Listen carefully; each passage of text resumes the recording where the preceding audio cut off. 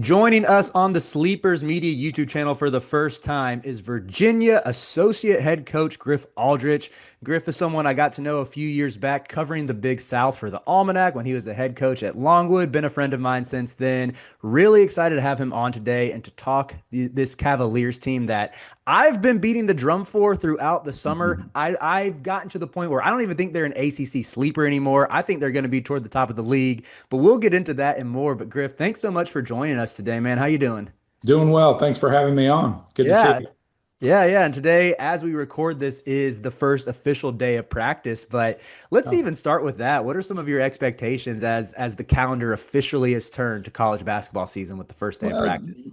I mean, it's different these days. I remember certainly when I played, the first day of practice was there was so much anticipation. There used to be the old Midnight Madness events, and there was a lot of hoopla around it. Now with the preseason workouts and everything, it's a different vibe. And then of course now we're doing, anywhere up to 8 weeks during the summer. There's basically, individual and team workouts during that period as well. And so I wouldn't say the anticipation is quite as high as it used to be 10, 20 years ago. Mhm. But at the same time, I think there's still a lot of excitement because you're moving into, real practices, longer practices. And certainly there's a sense that the exhibitions and scrimmages are quickly approaching. Uh, Mhm. the weather's getting cooler and more into basketball season. So we're certainly excited here in Charlottesville, and can't wait to get tip it up and get going. Yeah, a lot of new pieces y'all are integrating. I'm sure you appreciated all the what you're able to do during the summer, but it's probably great to get into the real official start now. And even backing up a little bit, before y'all got to work in the portal, before y'all got to work with the international recruits, I want to talk some just about your relationship with Ryan Odom. Because I know when you first took the job as associate head coach, that photo started circulating on Twitter of the two of you at Hampton Sydney together. And just wanted to hear a little bit about your relationship with him and even the decision to leave Longwood. Yeah, I mean, Ryan has been a dear friend of mine. We're the same class at Hampton Sydney. Played basketball together for 4 years, and we've been best friends. We've been in each other's weddings and godparents to each other's children and stuff like that. So he's been a close friend of mine for forever. Mhm. It seems like, but certainly since orientation at Hampton Sydney back in the fall of '92. And so, the opportunity to come to Virginia, yeah, I went to law school here too, so there's a familiarity not only with Charlottesville but also with the university. And so, um, we were in a juncture at our time at Longwood. And I should say, first off, we loved our time at Longwood. We're blessed to be given the opportunity to be a coach there. We're blessed to have the support from the president and the administration and so many in the community there. I think that was a huge part of any success that we had was largely in part to just the overall support that we had. But this was in large part it was a family decision to provide our kids with another opportunity, and but I don't think we would have gone anywhere. I think it was the unique opportunity to come join a best friend and somebody who you trust in all aspects of your life, and to really try to support him in a new and challenging role that he's taking on. And so it was a great opportunity to really kind of do a lot of different things, have a new exciting challenge professionally, support a great friend. And then I'll also, provide our family with a different experience. So That's kind of it in a nutshell. Yeah, yeah, no, it makes a lot of sense, even in terms of beyond the relational fit with what I anticipate will be a good on-court fit between you and Coach Odom. And, like we talked about this when I was covering Longwood for the Almanac, but when I watch Longwood basketball, and again, I'll gas you up a little bit for the casual fans who might not know that you got, three consecutive 20 win seasons, 20 or more win seasons, I should say, at Longwood, two tournament berths, which meant two Big South tournament titles and a regular season Big South title as well. But whenever I watched the Lancers when you were there, it was like, okay, I knew y'all were going to be great on the offensive glass. I knew you would always have versatile guards and wings that could play out of ball screens, and I knew you were always going to force a lot of turnovers. And then Yeah. looking at what VCU did last year, they were 12th in the country in offensive rebounding rate.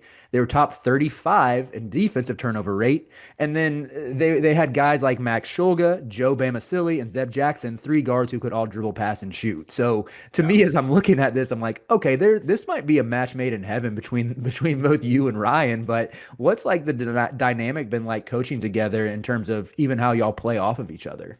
Well, I probably should say, it just probably means I'm a pretty good copycat. Uh, so, Ryan and I probably talked, when I was at Longwood, if not every day, almost every other day. Um, there weren't many days we didn't, connect. And so there's a lot of times, a lot of information sharing, watching, his teams play. I learned so much from him, whether it was my time at UMBC or just our conversations that really helped to shape, the Longwood program and how we played. Our own, I do think your own personal style and your own personality as a coach comes out, and probably the complementary, fact would be, he is very even keel and calm and cool, and I'm much more of a firebrand, Mhm. pretty intense. And so, my goal here is really not to, the Ryan's, gosh, he's had so much success. Is my hope is just to kind of help, him and the tremendous staff that he brought with him. Just try to help and fill any gaps and strengthen any areas where we can. Yeah, well, let's talk a little bit about this roster because, kind of as I said at the top, it's been a transfer class that I've been high on. I like some freshmen on this team as well and the international kids, but I actually want to start with Johan Grunlow and Thea DeRitter. I think they're the ones to me that hold the keys to the upside of this team, with DeRitter just being so seasoned in his international career. And even watching him, sometimes I'm like, okay, this is a classic Tony Bennett type four man that Virginia fans have seen before, with it's like the footwork, the physicality, the ability to rebound, the skill, the shooting ability, all of that. And then you're putting a 7 foot shot blocker who can also step out and hit threes next to them. How have those two guys looked? Yeah, they're tremendous. I mean, I'd start by saying both of them are phenomenal individuals. As you get to know them as people, you start to see why they're good basketball players. They're both hungry, they're both committed, they're both diligent. They have a vision and a plan for who they want to be.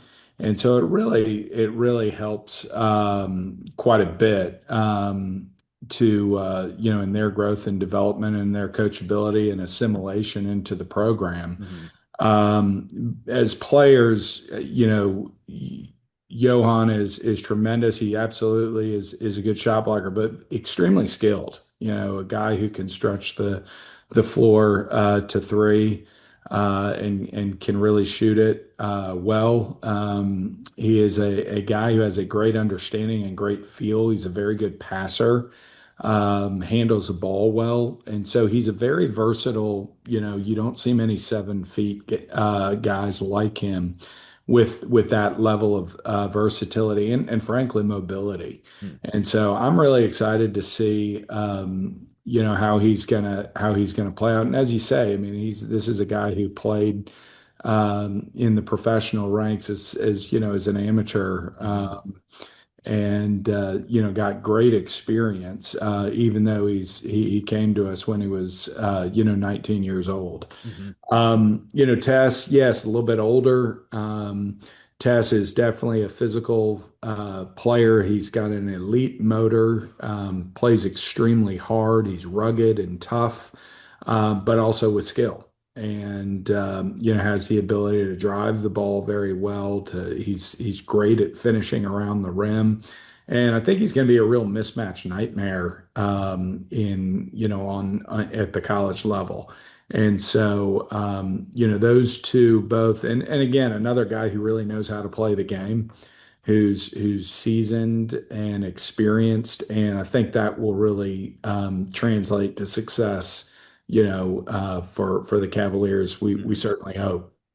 Yeah, I think even with both of those guys, with the skill level, I mean, I think that'll be a breath of fresh air for Virginia fans who have seen like what this program can be. And I always go back like when I was in college at Carolina, like the 2010s, Virginia was dominating that league, and it was they always got knocked for the slow pace and everything. But for ACC fans or fans of teams who played Virginia, you knew they always had dogs and killers who could go get you a bucket. And I think both of those guys should thrive in just sort of restoring that standard. And, even looking to the backcourt, we might have texted about this, but, I watched a decent amount of BYU last year, and the way that they would play with a big at the top of the key and let Dallin Hall sort of play off of him. And I just thought Hall was so good on and off ball and just kind of knows what he's doing. He knows how to find the open window to get off a three. He knows how to collapse the defense and get a paint touch and facilitate. But I see him playing really well off of both front court members, and just wanted you to speak a little bit to what you've seen out of him this summer.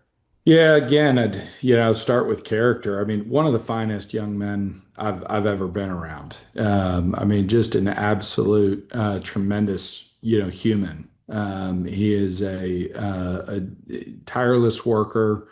Is extremely committed to becoming the best player that he can be. Has been really, in my opinion, a pivotal piece as we get going here under the Odom era, of just really kind of setting the tone. One of the older players who kind of leads by example an awful lot and is really becoming, a great leader for us also with his voice. But um, as you said, I mean, he's a player who has elite feel, is extremely coachable. He clearly has been coached well, understands the game at a very high level, and is able to play in a lot of different styles, whether it's playing out of pick and roll, whether it's playing off the ball. And he's able to impact the game in a lot of different ways. Mhm. Whether it's facilitating for others, whether it's playing in transition, whether it's creating opportunities or just creating advantages. He's been really tremendous, and I've been really pleased with just his focus on the defensive end. He's really committed to becoming a complete player on both ends of the court. And so many players these days, think their ticket is to the next level is by scoring points, and that certainly is really important. But Dallin's one who really appreciates that. Hey, he's got to be a great player. He's got to be great offensively and defensively. Yeah, let's love to hear that. Would also love to hear more about one of his backcourt mates, Malik Thomas, a guy Yeah. who, yeah, I mean, you turn on the tape at San Francisco, it's like this kid is a pure bucket getter. I know you'll probably talk about his defense some as well, but yeah, I just watched him. It's like this guy has his defender on skates at all times, and is just a proper hooper, so to speak. But Yeah. how has he been looking? Yeah, Malik's a tremendous scorer, has the ability to really make. He's a shot maker, and the type of guy who can heat up in a hurry. He can make tough shots, and again, another outstanding young man is the thing that I've been so pleased with him is, he's his role. at San Francisco, where he was called on to score so much, that's obviously one of his, real strengths and what he's gifted, to do, but also to be able to score within the system. Mhm. And he's working really hard at being, continuing to develop and grow as a player, but also to fit into the system and become a leader here. And I think, I've been so pleased with just, his character and really trying to hear Coach Odom and the other coaches, the coaching that he's receiving from us, and then really trying to apply it. And one of the big challenges in college athletics today is you get these young men who've been playing in a different system in a different style, and then you have to not only introduce them to a new style but have them assimilate so quickly and gel with other players who they haven't been playing with in a really short period of time. And so I honestly think that's going to be a huge part of the successful teams are going to be the groups that are able to become cohesive units Mhm. rather than just a bunch of individual, players. For And, sure. I think Malik's really working, to do his part to help us become. Mm-hmm. And even speaking about a roster that gels together as a team that becomes one cohesive unit, is there any player who maybe has surprised you or is flying under the radar that either fans or media alike? It's like, oh, no one's really talking about this guy, but might play a bigger role than maybe the fans would expect. I think one of the strengths for us is going to be our depth. Mm-hmm. I think we have so much balance, and names that come to mind, Chance Mallory, freshman point guard, so dynamic, elite burst and quickness, really good shot making, great passer, has the ability to really, positively impact the game. Jakari White, again, another averaged, I think, a little bit over 17 or 18 points last year.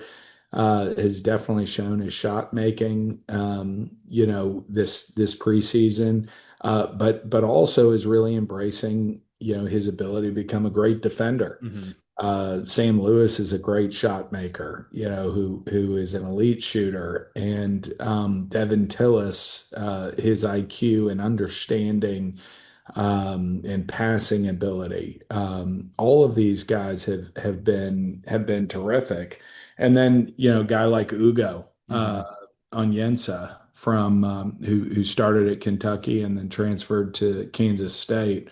Kind of hit a rough patch at Kansas State last year, but he's been a tremendous had a tremendous fall and is really working hard to have a great year, and we're excited about him as well. Yeah, yeah. I think any number of those guys you mentioned was part of why I've seen the vision for this team just because there are so many options. And it's like if one guy has an off night or if one guy that goes through a Yeah. rough patch, there's options behind them that could step in. And even with Ugo, like you look at what Ryan did last year at VCU with Luke Bamboye. And for me, if I'm Ugo, I'm like, I want to fill that role. I want to sort of, yeah, I see where the pitch was to come and get his career back on track. And I'm also really glad you mentioned Chance Mallory, just because he's one of those dudes who's so fun to watch. Like if he's not 5'9", he's probably a top 15 kid in the class. But I think the kid's just a dog and plays so hard. Like no one could stay in front of him at the prep school level. I think he's got deep range, like all of that. I'm really excited to see what he does. Maybe not even just this year, but beyond. And I saw an interview from over the summer where, Ryan said those types of kids. I think the exact quote was like, "Are like gold in this day and age." Charlottesville kid who grew up around the program and knows what it means. But Yeah. Yeah. even going off of that with Chance being a Charlottesville kid, the last question I wanted to ask you is this. What is something that the casual fan or media member might not know either about the Virginia program or the Virginia fan base? You know, I I think it's I think this is I think this is a program and a fan base that has is steeped in rich tradition.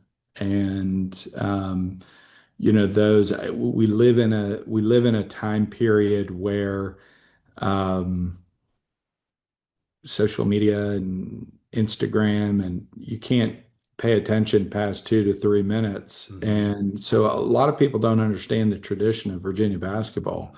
And clearly, Tony Bennett, we say this all the time. Virginia is the last ACC team to win the national championship. Um, and I think Virginia was one of, the top three teams over the past 15 years in the ACC. You referenced it in 2010, Virginia just kind of being a powerful force. Hmm. Um, and that the certainly throughout the Bennett era, just had incredible success. But then you start to go back to the Jeff Jones era where they in Pete Gillen, they had some great teams with Majestic Map and players like that, and then you go to Jeff Jones. They made it to the Elite Eight, I believe, and then of course the Terry Holland era, where they had Ralph Sampson, three-time National Player of the Year. So it's a program that has a really proud history. I think in some ways Virginia basketball it has and I think it was appropriate for Tony Bennett. He's an understated gentleman. Terry Holland is a gentleman, an understated gentleman. This is not a program that goes out and beats its chest, but it's a Hmm. program that's really had a lot of success throughout the decades. And so there's a real opportunity and responsibility, I think, that, Coach Odom feels and this staff feels that, to kind of continue that legacy of those who've gone before us. And so it's a proud tradition of excellence, and a very high standard that has to be maintained.